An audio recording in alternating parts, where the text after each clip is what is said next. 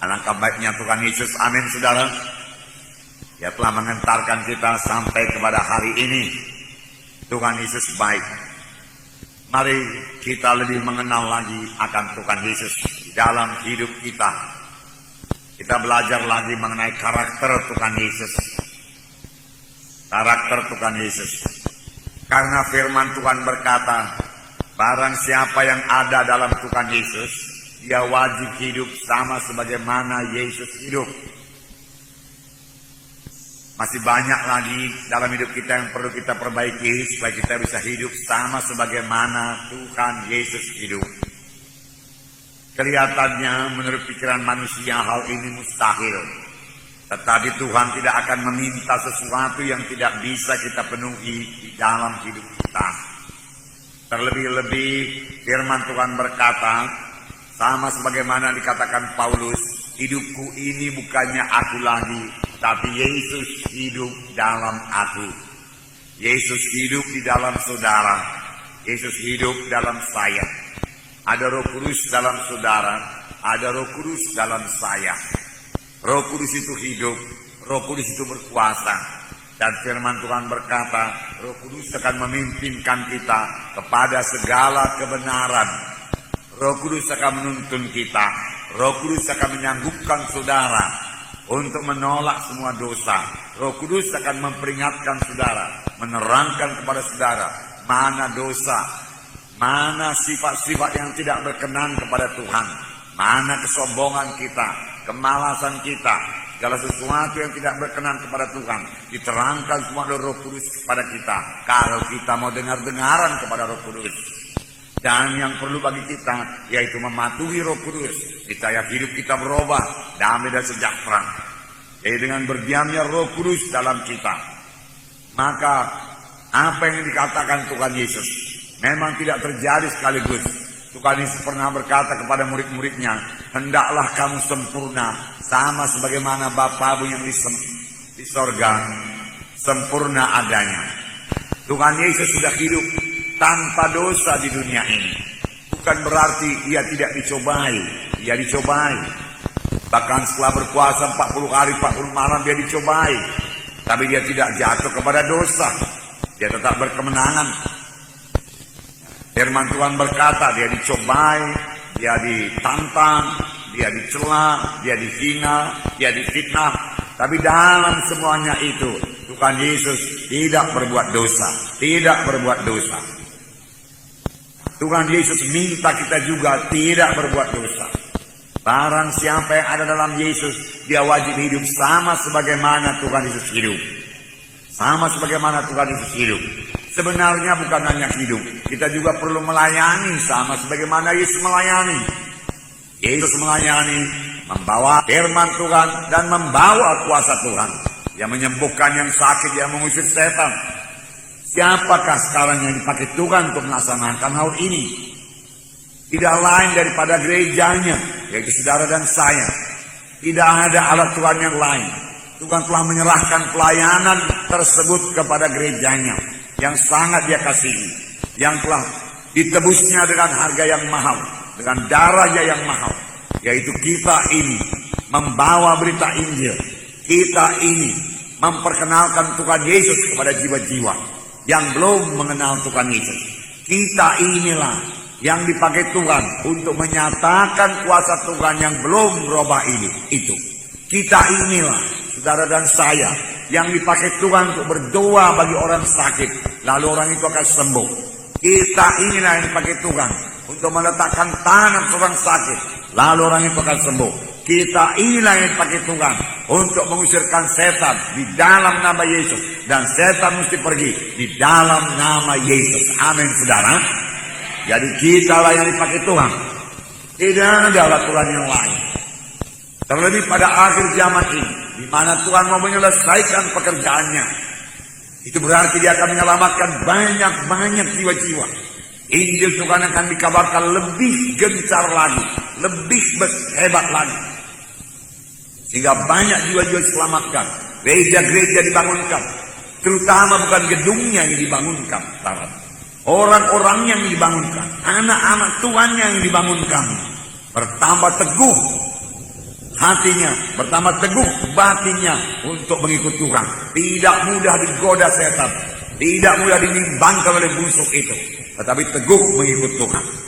Nah, saudara yang kasih dalam nama Yesus, semua ini bisa kita laksanakan karena Yesus di dalam saudara, Yesus dalam kita. Amin, saudara. Jadi Tuhan Yesus ada dalam saudara. Sadarilah itu selalu. Roh Kudus dalam saudara. Sadarilah itu. Sadarilah itu. Bahkan firman Tuhan, kobarkanlah karunia-karunia Roh Kudus yang ada padamu. Sebenarnya Tuhan telah memberikan karunia-karunia Roh Kudus juga kepada kita. Tetapi banyak di antara anak Tuhan tidak mengobarkannya. Bahkan dia tidak tahu, dia tidak menunjukkannya. Mari masuk dalam pelayanan. Saudara melihat orang sakit, saudara begitu mengasihi dia, sehingga hati saudara tergerak oleh belas kasihan. Dan saudara kemudian berdoa kepada Tuhan, Tuhan tolonglah Tuhan, sembuhkan orang ini Tuhan. Tuhan, apakah aku bisa meletakkan tangan pada orang ini Tuhan? Tuhan pimpin aku, Tuhan urapi aku, Tuhan aku akan bertindak dalam nama Yesus. Kalau saudara mulai meletakkan tangan dalam nama Yesus, terima kesembuhan. Dan tiba-tiba saudara melihat orang itu sembuh. Nah, saudaraku, karunia menyembuhkan berlaku atas saudara. Peliharalah itu. Belajar untuk kalian lainnya. Karena Roh Kudus yang diberikan Tuhan kepada kita tidak bekerja terus-menerus. Tidak bekerja terus-menerus. Hanya buat keadaan-keadaan yang penting saja. Oleh sebab itu, setiap anak-anak Tuhan harus tetap dalam persekutuan yang indah dengan Tuhan. Amin, saudara. Jadi rasakan selalu kehadiran Tuhan dalam hidup saudara. Bersekutu dengannya, dengarkan suaranya. Tuhan itu Tuhan yang bersungguh-sungguh. Oleh sebab itu, kalau memang Tuhan dalam kita, semuanya kita kerjakan dengan sungguh-sungguh. Kita melayani dengan bersungguh-sungguh. Kita berdoa dengan bersungguh-sungguh. Kita mengasihi dengan bersungguh-sungguh. Kita mengampuni dengan bersungguh-sungguh. Amin, saudara. Hanya kehendak daging saja, saudaraku, yang menahan kita untuk bersungguh-sungguh. Sebenarnya, saudaraku, lebih keberkatan, sangat enak bersungguh-sungguh daripada menghayal-menghayal atau separuh-separuh hati, saudaraku. Ya? Bersungguh-sungguh, bersungguh-sungguh, bersungguh-sungguh. Nah, Tuhan Yesus bersungguh-sungguh dalam melaksanakan kehendak Bapanya. Tuhan Yesus berkata dalam Yohanes 4 ayat 34, saya membacakan kepada saudara bagaimana kesungguhan hati Tuhan Yesus. Yohanes 4 ayat 34. Kata Yesus kepada mereka, makananku ialah melakukan kehendak Dia yang mengutus aku dan menyelesaikan pekerjaannya. Sini dikatakan, makananku ialah melakukan kehendak Dia yang mengutus aku dan menyelesaikan pekerjaannya. Murid-murid membawa makanan kepada Tuhan Yesus. Tapi Tuhan Yesus perlu mengerjakan pekerjaan Tuhan. Dia kerjakan lebih dahulu pekerjaan Tuhan. Sehingga dia berkata, makananku yaitu mengerjakan pekerjaan Bapakku yang mengutus aku. Dia sangat sungguh-sungguh bekerja. Bahkan sampai jauh-jauh malam dia mendoakan orang yang sakit. Dia menyembuhkan yang sakit. Sampai ibunya dan saudara-saudara yang berkata, dia sudah tidak waras lagi. Karena giatnya bekerja, karena sungguh-sungguh hatinya bekerja. Tuhan minta kita juga bekerja dengan sungguh-sungguh. Dalam Roma 12 ayat 11. Roma 12 ayat 11. Di sini dikatakan, Roma 12 ayat 11. Janganlah hendaknya kerajinanmu kendor, biarlah rohmu menyala-nyala dan layanilah Tuhan. Janganlah hendaknya kerajinanmu kendor, biarlah rohmu menyala-nyala, layanilah Tuhan. Di dalam hati kita ini ada semangat yang menyala-nyala untuk melayani Tuhan. Tanpa semangat yang menyala-nyala, dengan mudah kita akan menyerah dalam pekerjaan Tuhan ini. Karena pada waktu kita mulai melayani Tuhan, di situ setan mulai menaruh semua halangan-halangan supaya kita mundur daripada pelayanan. Sebenarnya kalau kita bertekun dan mohon kuasa Tuhan dan bersandar kepada Tuhan, kita pasti sanggup mengatasi semua halangan-halangan yang ditaruh setan, hingga kita menang dalam pelayanan dan sampai pada maksud Tuhan. Dan itu adalah hal yang paling indah dalam hidup ini. sampai kepada kehendak dan maksud Tuhan. Dalam 1 Korintus 15 ayat 58, saya membacakan kepada saudara 1 Korintus 15 yang mengatakan kita harus diam dalam pekerjaan Tuhan. 1 Korintus 15 ayat 58. Karena itu, saudara-saudara yang terkasih, berdirilah teguh, jangan goyah, dan giatlah selalu dalam pekerjaan Tuhan. Sebab kamu tahu bahwa dalam persekutuan dengan Tuhan, jerih payahmu tidak sia-sia. Yang pertama diminta Tuhan di sini, berdirilah teguh. Berdirilah teguh.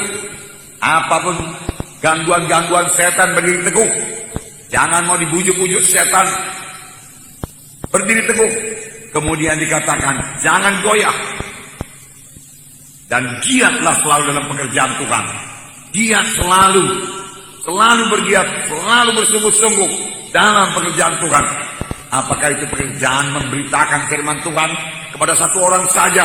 Bersungguh-sungguh. Apakah itu mengunjungi? Bersungguh-sungguh. Apakah itu berdoa? Bersungguh-sungguh.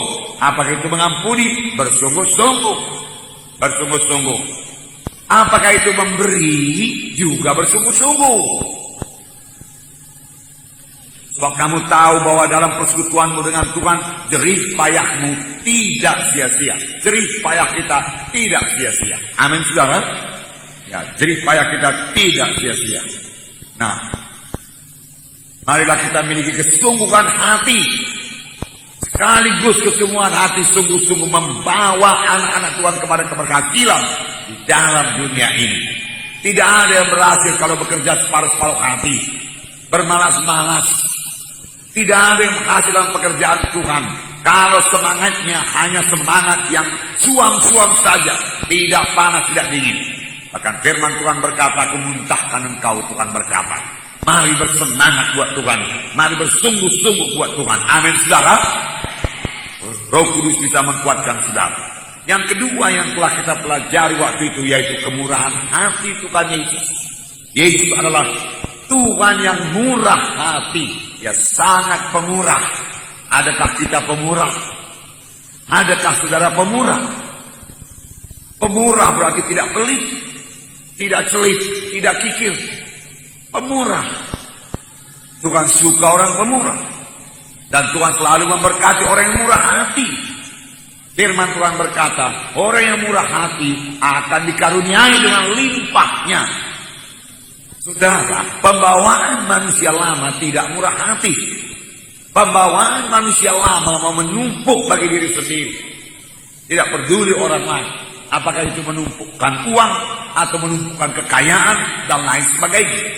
Payah mengulurkan tangan kepada orang yang membutuhkan. Ya, tidak murah hati menyebabkan tidak keberkatan. Marilah kita menjadi orang yang murah hati. Apa yang kita peringati pada hari Natal? Yaitu Yohanes 3:16. Karena demikian Allah mengasihi isi dunia ini sehingga dikaruniakannya anaknya yang tunggal itu. Dan barang siapa yang percaya kepada yang tidak binasa, melainkan beroleh hidup yang kekal. Anak Allah yang tunggal, yang bersama-sama dengan Bapa, yang tidak pernah berpisah dengan Bapa, selalu bersama-sama Bapa dari kekal yang lalu sampai kekal yang akan datang. Kecuali pada waktu Tuhan datang ke dunia ini, berpisah dengan Bapanya, sampai Tuhan disebut teriak, Eloi, Eloi lama sabatani. Bapa, mengapa kau tinggalkan aku? Bapa memberikan pemberian yang paling mahal, yang paling indah, yang paling dia sayangi, yang paling intim dengan dia, untuk keselamatan saudara-saudara dan saya, untuk memberkati saudara-saudara dan saya, untuk membawa saudara-saudara dan saya, seluruh manusia ini kepada hidup yang kekal, untuk mengubahkan hidup saudara dan saya, supaya semua kita menjadi kejadian yang baru. Mari jangan sia-siakan apa yang telah disediakan Tuhan bagi kita ini. Semua kita harus berubah. Terima kegenapan firman Tuhan di dalam hidup saudara. Bisa berubah. Mari jadi anak-anak terang sungguh-sungguh, yang hidup kita mempermuliakan Tuhan, yang hidup murah hati di hadapan Tuhan. Roma 8 ayat 30 mengatakan, kalau Tuhan tidak menyayangkan anaknya yang tunggal itu, masa akan dia menahankan apa-apa lagi daripada kita. Roma menyayangkan anaknya sendiri, tetapi yang menyerahkannya bagi kita semua. Bagaimanakah mungkin dia tidak mengaruniakan segala sesuatu kepada kita bersama-sama dengan dia? Tuhan Bapa di sorga telah memberikan Tuhan Yesus kepada saudara-saudara, dan saudara sekarang memiliki Tuhan Yesus, memiliki keselamatan, memiliki hidup yang kekal. Ayo saudara, memiliki iman. Dan semua dimulai dari iman. Lihat saudara diberkati Tuhan, sungguh-sungguh dengarkan suara Tuhan apa yang harus saudara perbuat. Nah, Tuhan akan mengaruniakannya bagi saudara. Nah, puji Tuhan, saudara, puji Tuhan. Dia tidak menahan, Yesus murah hati dalam mengampuni. Bahkan sampai sekarang, kalau kamu mengaku dosamu, maka Allah itu setia dan adil, maka dia akan mengampuni dosamu. Seorang yang sakit tepok dibawa kepada Tuhan Yesus, apa yang pertama kali diberikan Tuhan? Hai anakku, dosamu sudah diampuni. Hai anakku, dosamu sudah diampuni.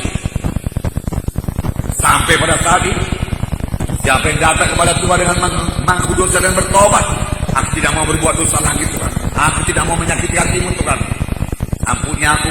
Maka Tuhan akan berkata, hai anakku, dosamu sudah diampuni. Alangkah indahnya, alangkah murah hatinya Tuhan Yesus. Nah, saudara kekasih dalam nama Yesus, dia sangat murah hati. Firman Tuhan berkata dalam Mazmur 7 ayat 20, disampaikannya firman-Nya dan disembuhkannya mereka itu. Menjelang malam dibawalah kepada Yesus begitu banyak orang sakit, lalu Tuhan menyembuhkan mereka semuanya. Tuhan menyembuhkan, sampai sekarang Tuhan menyembuhkan, sampai sekarang Tuhan memberkati. Amin saudara. Dia Tuhan yang murah hati, Tuhan yang murah hati. Allah itu akan mencukupkan segala kebutuhan menurut kekayaan dan kelimpahannya dari sorga. Dia murah hati, murah hati. Bersyukur kepada Tuhan, bersuka cita. Tuhan, kau murah hati Tuhan. Murah hati kepada orang tua anak-anakmu Tuhan, katakan. Saudaraku, Tuhan akan memberikan. Kalau dia tidak menahankan anaknya yang tunggal, tapi memberikannya kepada kita, masakan dia menahankan lagi apa-apa daripada kita? Dia akan memberikan segala sesuatu kepada kita. Amin saudara. Tetapi Tuhan juga menghendaki semua anak-anaknya, saudara dan saya, murah hati. Tuhan juga menghendaki supaya kita semua murah hati, murah hati, murah hati dalam mengampuni, murah hati dalam memberi, murah hati dalam mengasihi. Amin saudara. Murah hati dalam mengampuni. Kalau orang sudah minta maaf, maafkan dia dengan senang hati saudara. Murah hati dalam mengasihi, murah hati dalam memberi. Firman Tuhan berkata, hendaklah kamu murah hati sama seperti Bapamu di sorga murah hati adanya. Hendaklah kamu murah hati sama sebagaimana Bapamu di sorga murah hati adanya. Murah hati, hati yang pemurah dikaruniai yang limpah. Murah hati. Kemudian saudaraku, kerendahan hati Tuhan Yesus. Yang ketiga sudah kita baca juga, sudah kita pelajari juga, kita dengarkan firman Tuhan pada hari ini. Rendahan hati Tuhan Yesus. Tuhan Yesus rendah hati. Rendah hati adalah lawan daripada sombong. Tuhan sangat membenci sombong. Allah melawan orang yang sombong. Firman Tuhan berkata, ada yang sombong karena kekayaannya, hartanya. Ada yang sombong karena kesanggupannya. Udah jadi pengertian intelektualnya terlalu tinggi, lebih daripada yang lain. Dia menyombongkan hal tersebut. Tuhan tetap melawan orang yang sombong. Dia merasa aku lebih daripada yang lain. Bahkan dia sampai pada satu tempat di mana dia berkata, aku bisa berdiri sendiri, aku gak perlu Tuhan. Itulah yang sangat dibenci Tuhan. Itulah yang menyebabkan Lucifer jatuh, ditolak oleh Tuhan. Kenapa? Karena sombong. Sombong. Karena sombong sangat dibenci Tuhan, saudara. Dengarkan baik-baik. Karena sombong sangat dibenci Tuhan, maka kerendahan hati sangat dihargakan Tuhan. Amin saudara. Kerendahan hati itu mendahului semua karakter-karakter yang lain yang sangat berkenan kepada Tuhan. Kerendahan hati. Tuhan Yesus pernah berkata, belajarlah kepada, lihatlah hati, bagaimana aku rendah hati. Aku lembut hati, aku rendah hati, maka kamu akan mendapat sentosa bagi jiwamu. Matius 11 ayat 29. Pikulah aku yang kupasang dan belajarlah kepadaku, karena aku lembut hati dan rendah hati. Karena aku lembut hati dan rendah hati. Jangan keras hati, jangan keras hati. Itu hanya menutup berkat saudara, menutup Roh Kudus mengizinkan saudara, membuat kita tidak mendengar suara Roh Kudus. Dan jiwamu akan mendapat ketenangan, sebab yang kupasang itu enak dan bebanku ringan. Belajarlah kepada karena aku rendah hati dan lembut hati. Boleh jadi hari kita akan melihat karakter Yesus lembut hati. Bagaimana pula itu? Tapi yang sudah kita lihat yaitu mengenai rendah hati. Kerendahan hati Tuhan Yesus. Kerendahan hati Tuhan Yesus. Jauh-jauh sebelumnya saudaraku Nabi Mika telah mengatakan mengenai rendah hati. Dalam Mika pasal 6 ayat 8. Mika pasal 6 ayat 8. Hai manusia, telah diberitahukan kepadamu apa yang baik, dan apakah yang dituntut Tuhan daripadamu? Selain berlaku adil, mencintai kesetiaan, dan hidup dengan rendah hati ke hadapan Allahmu. Apakah yang dituntut Tuhan daripadamu? Apakah yang diminta Tuhan daripada kita sekalian? Di sini dikatakan berlaku adil, mencintai kesetiaan, dan hidup dengan rendah hati.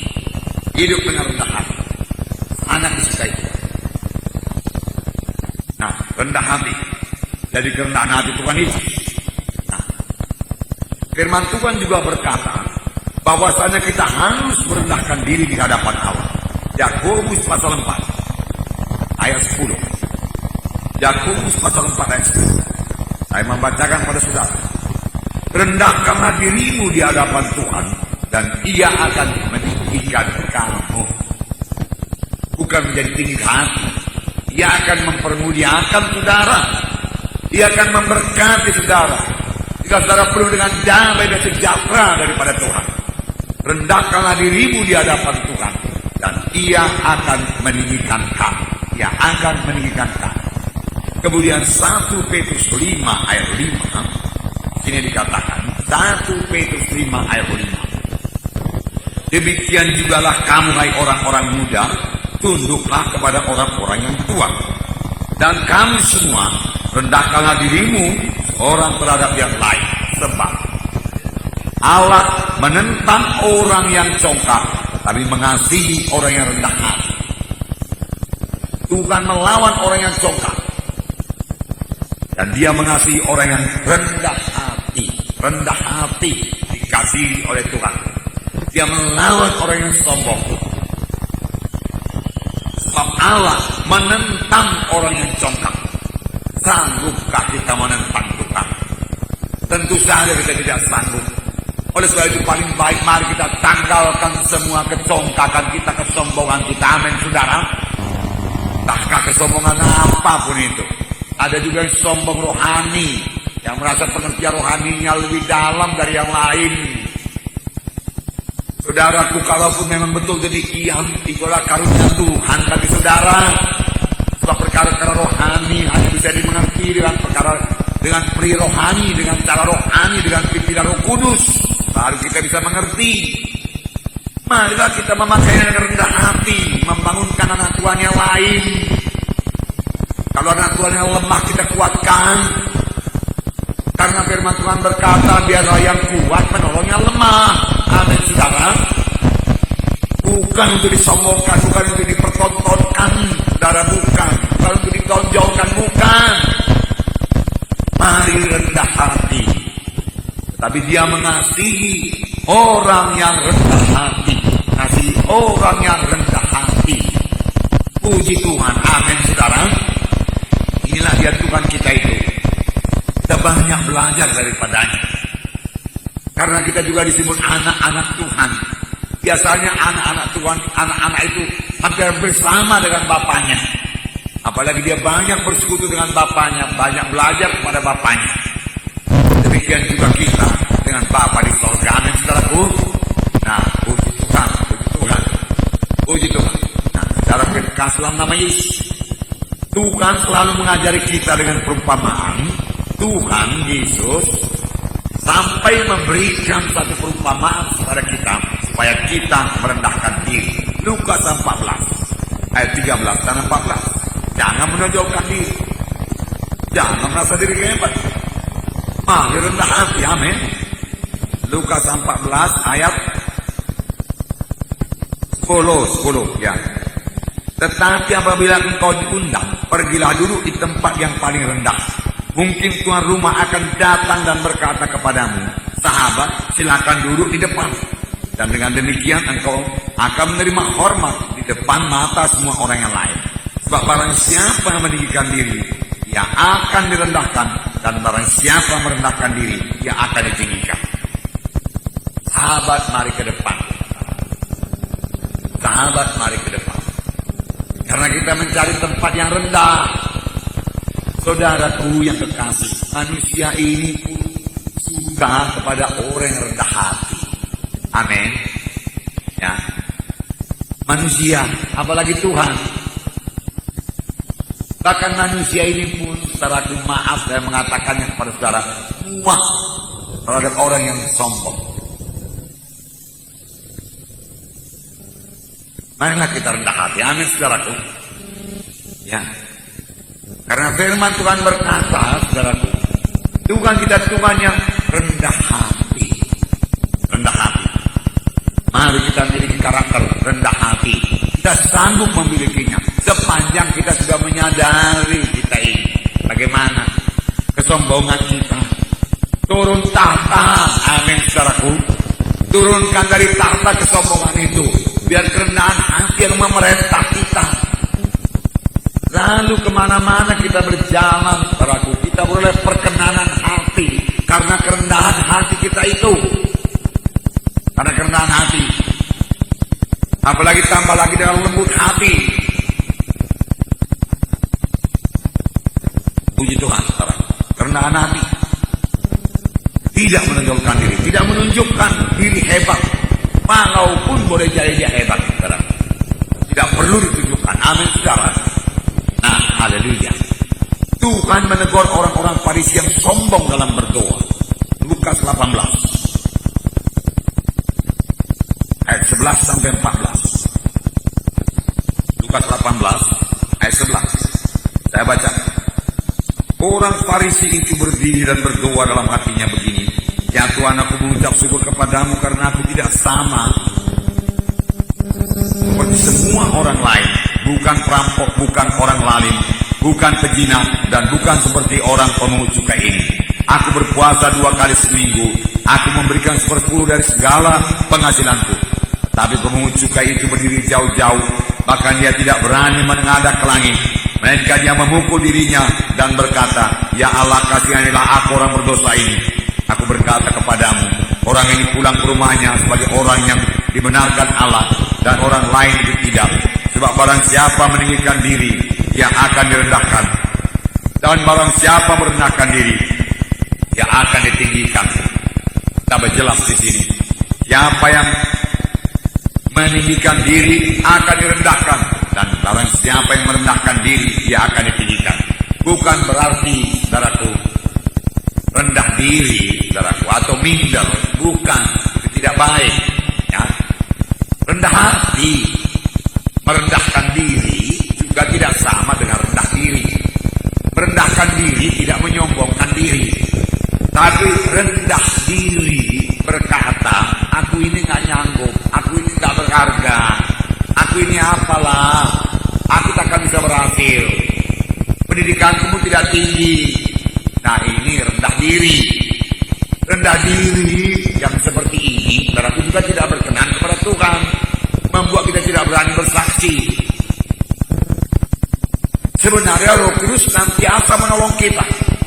Ya, tiap saat kita bersandar kepada Roh Kudus akan menolong kita. Yang diminta Tuhan rendah hati, bukan rendah bukan meninggikan diri. Amin, saudara. Jelaskan itu, saudaraku. Haleluya. Haleluya. Nah, marilah kita semua rendah hati, sama sebagaimana Tuhan Yesus rendah hati. Kerendahan hati adalah satu karakter yang sangat terutama dalam anak Tuhan. Karena ini adalah kebalikan dari dosa kesombongan yang sangat dibenci Tuhan. Jadi karakter rendah hati sangat penting kepada Tuhan. Sangat terutama. Sangat dituntut Tuhan. Apakah yang dituntut Tuhan dari anak-anaknya? Adil, rendah hati. Mengapa rendah hati ini sangat dipentingkan Tuhan? Karena rendah hati ini berlawanan dengan dosa kesombongan yang sangat dibenci Tuhan. Dan lawan daripada sombong adalah rendah hati. Amin. Mari semua rendah hati. Amin. Haleluya. Kalau kita rendah hati, karena kita bisa membawa berkat bagi yang lain. Kalau kita rendah hati, itu membuka jalan kita dulu bisa bersaksi kepada orang lain. Tuhan memberkati.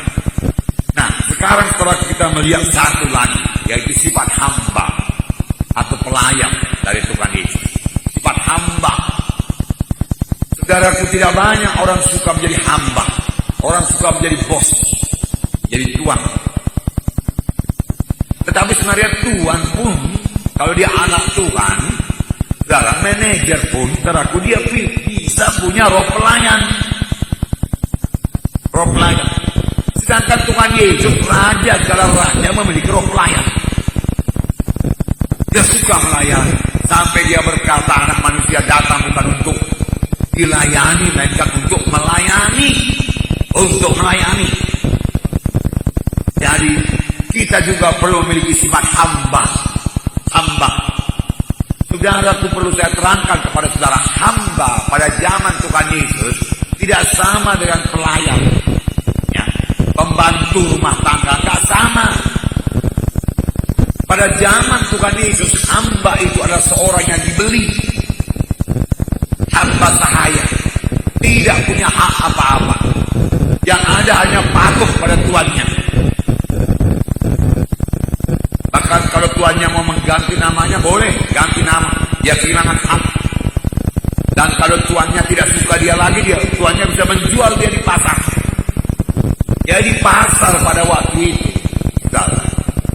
Nah, memang pasarnya bukan macam pasar swalayan, tapi banyak barang-barang dijual. Yang kebutuhan sehari-hari, makanan, minuman, teraku dijual di pasar. Termasuk satu lagi, budak. Yang sekarang tidak ada lagi. Budak yaitu orang, manusia dijual di pasar sana. Jualan. Lalu siapa yang melihat budak itu, kalau dia kepingin, boleh dia beli. Dia lihat dulu tampangnya bagaimana. Ya. Lihat tangannya bagaimana. Oh, tangannya biasa kerja. Ya. Nah, coba bergerak dulu. Bagaimana gerakannya, lambat, cepat, ya, gemuk, kurus. Ya. Bagaimana kepintarannya, keahliannya, ditanya sama yang menjual itu. Oh, ini ahli masak ini ahli bertani ini, dan lain sebagainya. Ini dia baik ini. Lalu ditawar, berapa harganya? Lalu dibeli, lalu dibawa pulang. Kalau jadi mula-mula dirantai macam anjing supaya jangan lari. Kakinya dirantai kiri, rantai kanan, saudara, dan diberikan jaraknya barang setengah meter supaya kalau dia jalan pun nggak bisa lari. Jadi kalau dia mencoba lari, gampang ditangkap. Cambuk. Itulah dia budak pada waktu itu. Sama sebagaimana Yusuf dijual ke tanah Mesir sebagai budak. Lalu menjadi hamba di rumah Potifar. Nah, yang dimaksud dengan hamba di sini itulah dia. Doulos dalam bahasa Greek. Tidak punya apa-apa. Dan Yesus memang mengosongkan dirinya dan menjadi sama seperti hamba. Jadi sama seperti hamba. Nah, ini saudaraku kelihatannya berat sekali. Tetapi yang Tuhan minta kita ini menjadi hamba Tuhan. manusia, hamba Tuhan. Kami ini hamba-hamba yang tidak berguna. Dikatakan dalam buku Lukas, nanti kita baca. Setelah kita mengerjakan segala sesuatu, kerja kita melayani. Sama sebagaimana kerja itu melayani. Nah, dalam Yesaya 42 ayat 1, Nabi Yesaya telah menubuatkan mengenai Tuhan Yesus. Yesaya 42 ayat 1. Saya membacakan pada saudara. 42 ayat 1. Lihat, itu hambaku yang kupegang, orang pilihanku, yang kepadanya aku berkenan. Aku telah menaruh rohku ke atasnya, supaya ia menyatakan hukum pada bangsa-bangsa. Lihat, itu hambaku yang kupegang.